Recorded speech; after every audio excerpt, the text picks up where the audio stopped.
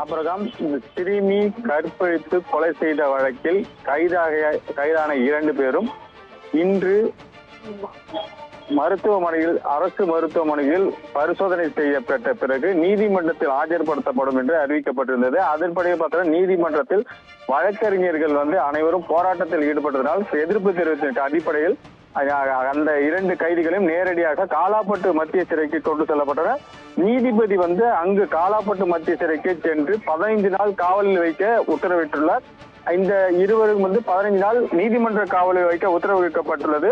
இது இருந்த போதிலும் புதுச்சேரியில் பதட்டமான சூழ்நிலை நிலவுகிறது. இந்த பொண்ணுக்கு நீதி வேண்டும், அந்த கொலையாளிகளுக்கு தூக்கு தண்டனை இல்ல கடுமையான தண்டனை வழங்க வேண்டும் என்று பல கோரிக்கைகளை எழுந்த நிலையில் இன்று இந்தியா கூட்டணி சார்பில் அந்த நாளை பந்து போராட்டமும் இன்று பேரணியும் நடைபெற்று வருகிறது. இன்று நாளை இந்த சிறுமிக்கு நீதி வேண்டும் என்று கேட்டு நாளை பந்து போராட்டமும் நடைபெற உள்ளது.